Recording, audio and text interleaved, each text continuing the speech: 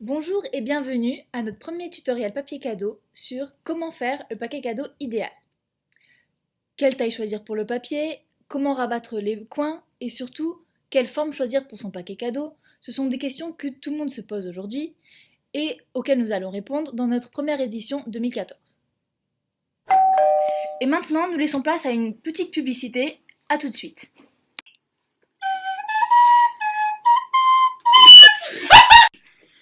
In the jungle, the mighty jungle, the lion sleeps tonight.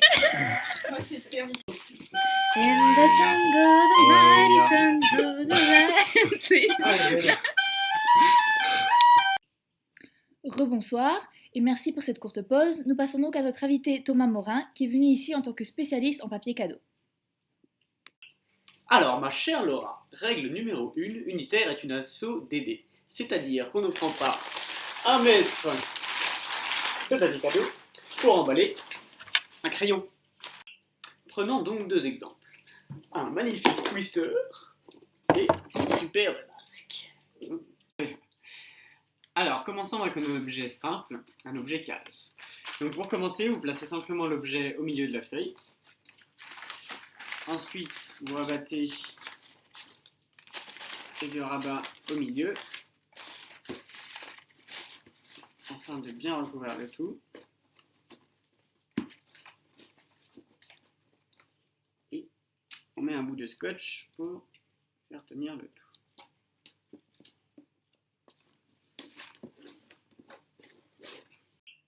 Alors la deuxième étape est un petit peu plus complexe. Donc pour les côtés, on replie bien les angles comme ceci.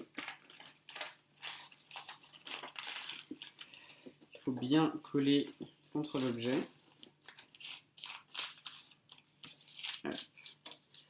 On replie une pointe ici et on rabat le tout par-dessus.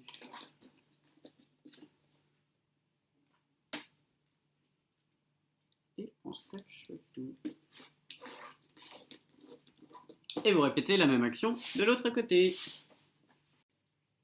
Et voici donc un magnifique paquet cadeau que vous pouvez offrir à la personne que vous aimez le plus. C'est un cadeau, Laurent. Oh, merci. Un twister. Vous serez forcément confronté à des objets atypiques. Par exemple, cette statue. Essayez donc de vous rapprocher de la forme initiale. Ici, on prendra un rectangle. Dans ces cas, je place mon objet au centre, comme Thomas nous l'a montré tout à l'heure, et je vais rouler l'objet. Je vais alors le scotcher.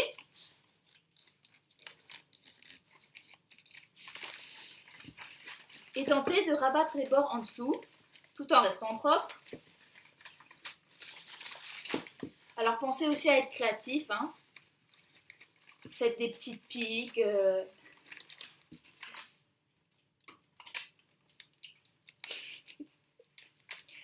Un petit bout de scotch. Et pareil de l'autre côté. Voilà comment vous obtiendrez une forme plus ou moins rectangulaire.